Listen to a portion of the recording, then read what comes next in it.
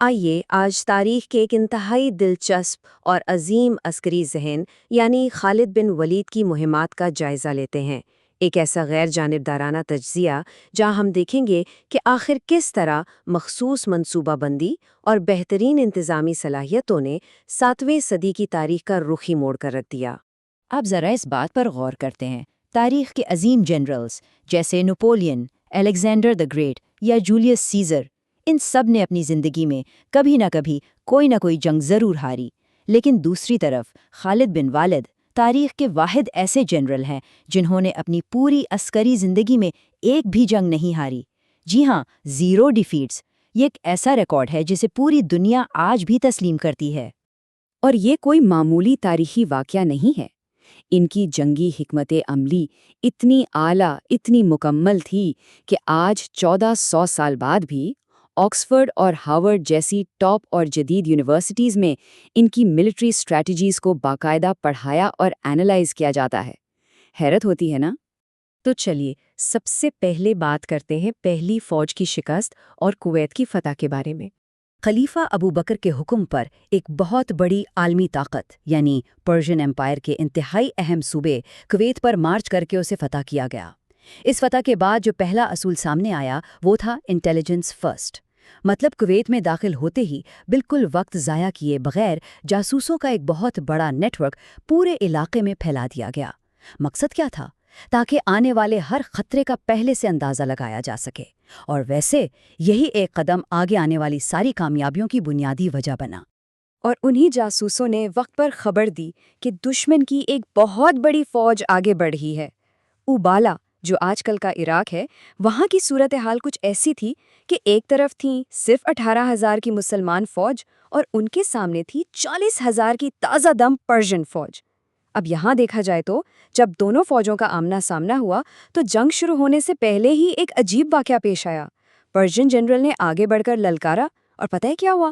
ایک عام سپاہی نے ہی اسے سنگل کامبیٹ میں ڈھیر کر دیا، یعنی جنرل جنگ کے آغاز سے پہلے ہی مارا گیا۔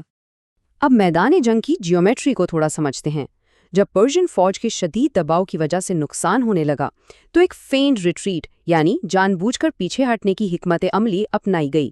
پرشین فوج جیت کی خوشی میں اتنی تیزی سے پیچھا کرنے لگی کہ ان کی اپنی ہی ٹائٹ فارمیشن ٹوٹ گئی۔ وہ چھوٹے حصوں میں تقسیم ہو گئے اور ان کے درمیان 2 بہت بڑے گیپس بن گئے۔ بس پھر کیا تھا؟ انہی گیپس کا فائدہ اٹھاتے ہوئے گھڑسواروں نے تیزی سے اندر آ کر انہیں پوری طرح گھیر لیا۔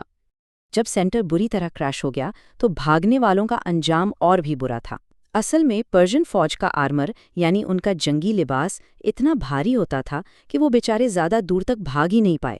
ان کا اپنا بھاری آرمر ہی ان کے لیے ایک موت کا ٹریپ بن گیا، اور اس طرح ایک اور بہت بڑی فوج کو مکمل شکست کا سامنا کرنا پڑا۔ اب آتے ہیں ایک اور بہت اہم پہلو کی طرف، انصاف، معیشت اور انتظامی اصلاحات۔ کیونکہ مدینہ سے عراق کا فاصلہ بہت زیادہ تھا اور بار بار کمیونیکیشن مشکل تھا، اس لیے عراق میں ایک نیا ہیڈ کوارٹر قائم کرنا لازمی ہو گیا۔ یہاں سب سے اہم پوائنٹ یہ ہے کہ فتح کے بعد عام طور پر جو لوٹ مار ہوتی ہے اس کے بجائے یہاں انتظامی ریفارمز لائی گئیں، لوگوں کی ذاتی پراپرٹیز انہیں واپس کی گئیں، تیزی سے انصاف فراہم کرنے کے لیے عدالتیں بنائی گئیں جن میں بڑے صحابہ کو ججز مقرر کیا گیا۔ لوکل بزنسز ویسے ہی چلتے رہے، سود یعنی انٹرسٹ کو مکمل بین کر دیا گیا، اور جو نیا جزیہ ٹیکس لگایا گیا نا وہ پچھلے پرشین ٹیکس سے بہت کم تھا۔ تو یہاں سے ایک بنیادی اصول بالکل واضح ہوتا ہے، جنگ صرف تلواروں سے نہیں بلکہ معیشت سے بھی لڑی جاتی ہے۔ ان بہترین اور منصفانہ پالیسیز نے وہاں کی عام عوام کے دلوں کو جیت لیا۔ لوگوں نے دیکھا کہ یہ نظام تو پچھلی امپائر سے کہیں بہتر ہے۔ نتیجہ یہ نکلا کہ لوگ تیزی سے اسلام کی طرف آئے، فوج میں شامل ہوئے اور زکوٰۃ اور جزیہ کے ذریعے اسٹیٹ کی اکانومی مزید طاقتور ہوتی چلی گئی۔ اس کے بعد شروع ہوتا ہے ایک نیا اور خطرناک محاذ، جنگ والاجہ۔ جب پرشین ایمپرر کو ان مسلسل شکستوں اور علاقوں کے ہاتھ سے نکلنے کا پتہ چلا تو اس نے اپنی طاقت دوبارہ جمع کرنا شروع کر دی۔ فیصلہ یہ ہوا کہ ایک نہیں بلکہ 2 بڑی فوجیں امپائر کے نارتھ اور ایسٹ کی طرف سے روانہ کی جائیں۔ مقصد یہ تھا کہ وہ ولاجہ کے مقام پر ایک ساتھ مل کر ایک ناقابل شکست طاقت بن جائیں۔ انہوں نے پرپسلی مغربی سرحد کا راستہ نہیں چنا کیونکہ وہاں رومن امپائر کا خطرہ تھا اور انہیں ڈر تھا کہ کہیں وہاں سے حملہ نہ ہو جائے۔ لیکن یہاں ایک بار پھر بہترین لاجسٹکس اور انٹیلیجنس کا کمال سامنے آتا ہے۔ جو نئے لوگ حال ہی میں فتح کیے گئے علاقوں سے شامل ہوئے تھے انہیں جاسوس بنایا گیا۔ جب ان دو فوجوں کے ملنے کی خبر آئی تو ایک تیز ترین ڈیزرٹ کراسنگ کی گئی، مطلب صحرا کا وہ راستہ جہاں کے پرشینز بالکل عادی نہیں تھے، وہیں سے فل سپیڈ میں گزر کر پہلی فوج کو ولاجہ کے مقام پر انٹرسیپٹ کیا گیا تاکہ انہیں دوسری فوج سے ملنے سے پہلے ہی ختم کیا جا سکے۔ جنگ کے بالکل آغاز میں ہی سائیکولوجیکل وارفیئر یعنی نفسیاتی جنگ کا ایک زبردست نمونہ دیکھنے کو ملا۔ پرشین فوج کا سب سے بڑا اور طاقتور چیمپئن، جسے 1000 مرد یعنی 1000 آدمی کہا جاتا تھا، وہ للکارتا ہوا سامنے آیا۔ لیکن اس جائنٹ کو سنگل کامبیٹ میں بہت ہی تھوڑے وقت میں شکست دے کر پوری دشمن فوج کے حوصلے گرا دیے گئے۔ اب اس جنگ کی ماسٹر اسٹریٹجی دیکھتے ہیں۔ پرشین جنرل نے فریش ٹروپس کو آگے کر کے بہت زیادہ دباؤ بڑھایا۔ اس کے جواب میں ایک بہت ہی کیلکولیٹڈ موو لیا گیا۔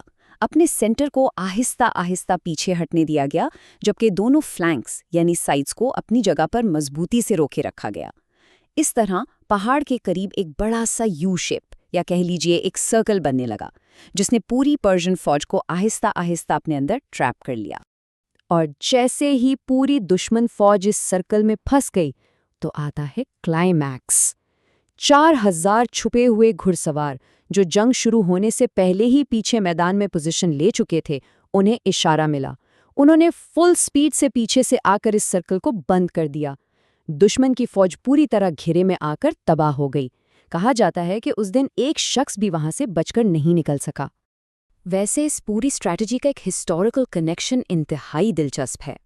یہ بالکل ویسی ہی حکمت عملی تھی جو سالوں پہلے بیٹل آف احد میں خود مسلمانوں کے خلاف استعمال کی گئی تھی، جب پہاڑ کے پیچھے سے حملہ کر کے جنگ کا رخ بدلا گیا تھا۔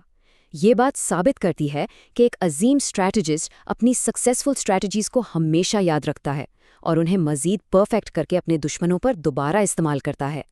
اب آتے ہیں اس کہانی کے آخری اور سب سے حیران کن حصے کی طرف، جب سپر پاورز مجبوراً ایک ہو گئیں۔ ان فتوحات کے بعد حالات بالکل تبدیل ہو چکے تھے۔ یہ کیمپینز اتنی آگے بڑھ چکی تھی کہ وہ پرشین امپائر کے بالکل سینٹر تک پہنچ گئیں، اور اس کے ساتھ ہی خلیفہ ابوبکر نے رومن امپائر پر بھی حملوں کا باقاعدہ حکم دے دیا۔ ان حملوں کی رفتار ایسی انسٹاپیبل تھی کہ تاریخ میں پہلی بار، دھیان دیجیے گا، پہلی بار ایسا ہوا کہ رومن اور پرشین امپائرز کو اپنی 700 سال، جی ہاں 700 سال پرانی دشمنی مجبوراً ختم کرنی پڑی۔ دونوں طاقتیں سمجھ گئی تھیں کہ اگر الگ الگ رہیں تو دونوں کا نام و نشان مٹ جائے گا۔